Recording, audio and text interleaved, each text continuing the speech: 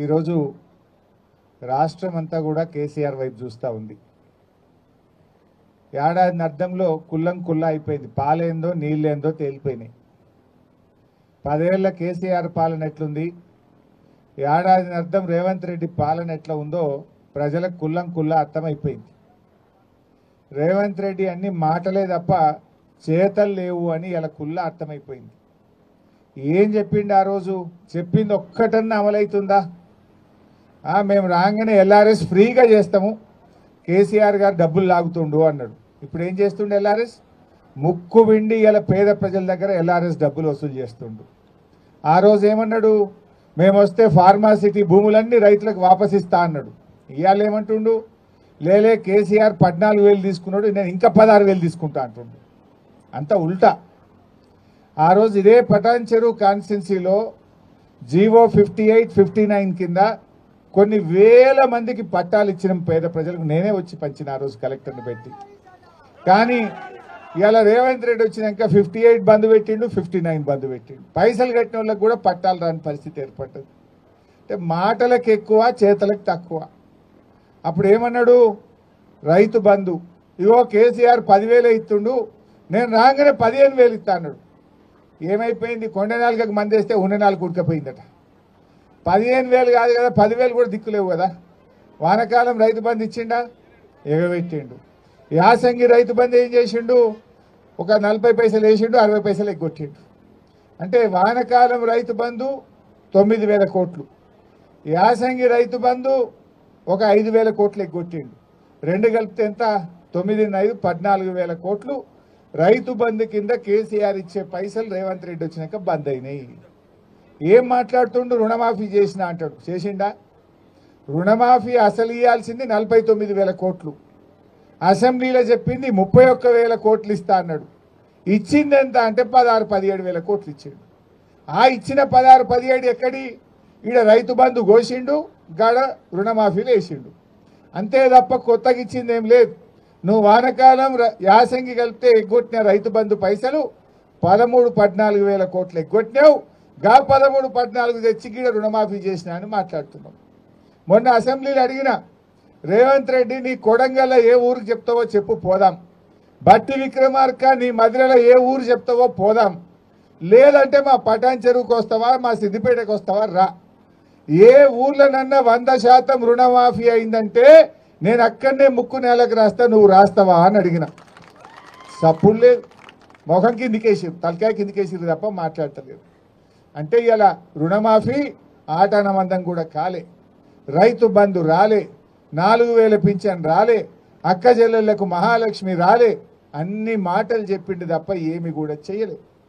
కానీ అదే కేసీఆర్ గారు ఎలక్షన్లలో ఓట్లల్లో చెప్పకపోయినా 13 లక్షల పేదింటి ఆడపిల్లల పెళ్లిలకు కళ్యాణ లక్ష్మి కింద ₹1,00,000 ఇచ్చిండు కేసీఆర్. ఈయనేమన్నాడు? తులం బంగారం కలుపుతా అన్నాడు. తులమేమో కానీ ఆ కళ్యాణ లక్ష్మి చెక్కు కూడా పిల్లలు ఉంటుందాకా వస్తలేదు. పెళ్ళైనప్పుడే ఇస్తా నేను, దాంట్లో మండపంలోనే ఇస్తా చెక్కు అన్నాడు రేవంత్ రెడ్డి. పెళ్లి కాకముందే ఇస్తా అన్నాడు. తులం బంగారం కలుపుతా అన్నాడు. తులం బంగారం లేదు కానీ పెళ్ళైనాక పిల్లలు పుట్టినా కళ్యాణ లక్ష్మి చెక్కు వస్తలేదు ఇలా రేవంత్ రెడ్డి పాలనలో. అంత ఆగమాగం అయిపోయింది. అంత ప్రజలకు అర్థమైపోయింది.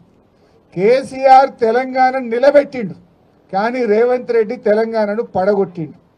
ఎందుకు ఈ మాట అంటున్నా? నేను ఉత్తగా అంటలేను, అసెంబ్లీలో చెప్పిన. మన రాష్ట్ర ప్రభుత్వ జీఎస్టీ ఆదాయం ఇవాళ తగ్గిపోయింది. కేసీఆర్ ఉన్నప్పుడు ప్రతి సంవత్సరం 12% గ్రోత్ ఉంటుండే. రేవంత్ రెడ్డి వచ్చినాక దేశ సగటులో సగానికి సగం పడిపోయింది తెలంగాణ జీఎస్టీ ఆదాయం. భారతదేశం 10% జీఎస్టీ గ్రోత్ రేట్ సాధిస్తే తెలంగాణ కేవలం 5% మాత్రమే ఈ సంవత్సరం జీఎస్టీలో గ్రోత్ రేట్ సాధించింది. కేసీఆర్ ఉన్న 10 ఏళ్లలో దేశం కంటే ఎప్పుడు ఎక్కువనే ఉన్నది తప్ప ఎన్నడూ కూడా తక్కువ లేము.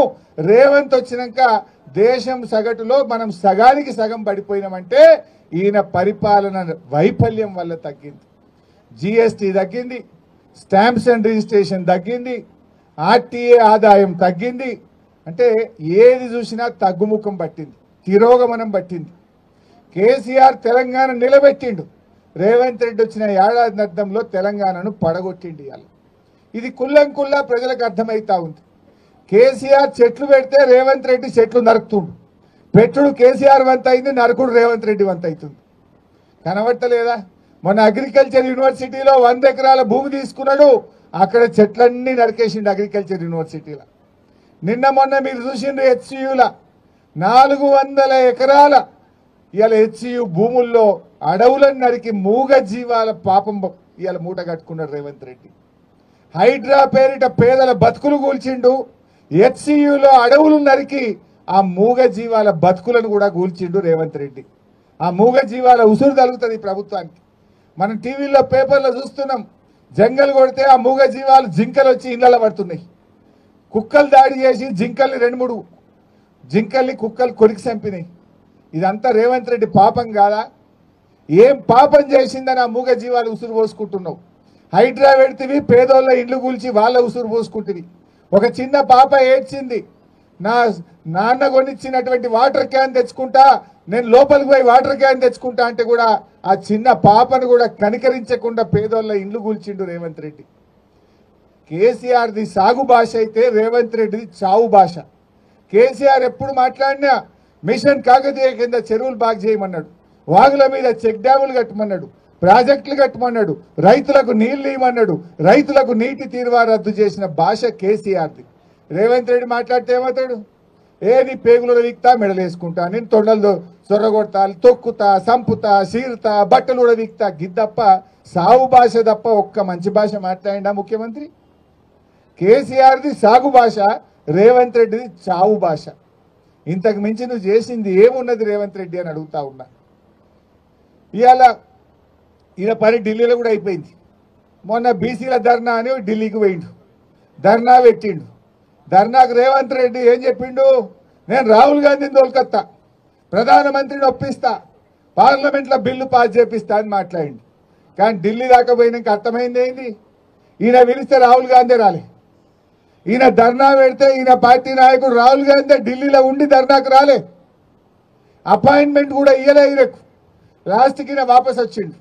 ఈయన వచ్చినాక తెల్లారి మాత్రం మిగతా పిసిసి అధ్యక్షుడు, ఉప ముఖ్యమంత్రిని అందరినీ పిలిచి సోనియా గాంధీ ఫోటోలు దిగింది, రాహుల్ గాంధీ ఫోటోలు దిగింది. రేవంత్ రెడ్డికి మాత్రం తలుపులు బంద్ పెడుతున్నారు. ఈయనను కలుస్తలేరు, వాళ్ళని పిలిచి ఫోటోలు దిగింది తప్ప ఈయన పిలిస్తే ధర్నాకు రాలే, ఈయన కలుస్తారంటే తలుపులు తెరవలే. ఇది ఇలా రేవంత్ రెడ్డి పరిస్థితి అయిపోయింది. ఇంకా గమ్మత్తు నిన్న చూసిందంటారు మీరు అందరు కూడా. ఆ ఉప ముఖ్యమంత్రి ఏదో స్టేట్మెంట్ ఇచ్చిండు. ఈ రాష్ట్ర కాంగ్రెస్ పార్టీ ఇన్ఛార్జ్ మీనాక్షి గారు ఆదేశించిందట, ఉప ముఖ్యమంత్రి హెచ్సియు విద్యార్థుల మీద కేసులు ఎత్తేస్తున్నాము అని చెప్పిండు. మరి పెట్టిందేవాడు? కేసులు పెట్టిందేవాడు? పెట్టిందేమో ముఖ్యమంత్రి, ఆయన్నే హోంమంత్రి, ఆయన్నే ముఖ్యమంత్రి రేవంత్ రెడ్డి. రేవంత్ రెడ్డి కేసు పెట్టడట, బట్టి విక్రమార్క కేసులు ఎత్తేస్తారట. ఇదేమి రాజ్యము? అసలు కోక తుక్కనాడి అంట చూడు, తోక కుక్కనాడిస్తుందా, కుక్క తోకనాడిస్తుందా? ఇలా హోంమంత్రి ముఖ్యమంత్రి రేవంత్ రెడ్డి, ఆయన్నేమో పిల్లల మీద కేసులు పెట్టిండు. ఇలా పిల్లల్ని తెచ్చి సంగారెడ్డి జైలు వేసింది రేవంత్ రెడ్డి. ఉప ముఖ్యమంత్రి అంటాడు లేలే కేసులు ఎత్తేస్తున్నాం, పిల్లల్ని విడుదల చేస్తున్నాం అంటాడు. ఇలా ఎవరిది నడుస్తుంది? అసలు గవర్నమెంట్ ఇట్లుంటుందా? గవర్నమెంట్కి ఒక పద్ధతి ఉండదా? మరి నేను రేవంత్ రెడ్డి అడుగుతున్నా, నువ్వు అక్రమంగా కేసు పెట్టినావు, నువ్వు తప్పుడు కేసు పెట్టినావని నీ ఉప ముఖ్యమంత్రి వాళ్ళని జైలుకి వెళ్ళి విడుదల చేయమన్నాడు. మరి నువ్వు క్షమాపణ చెప్పు.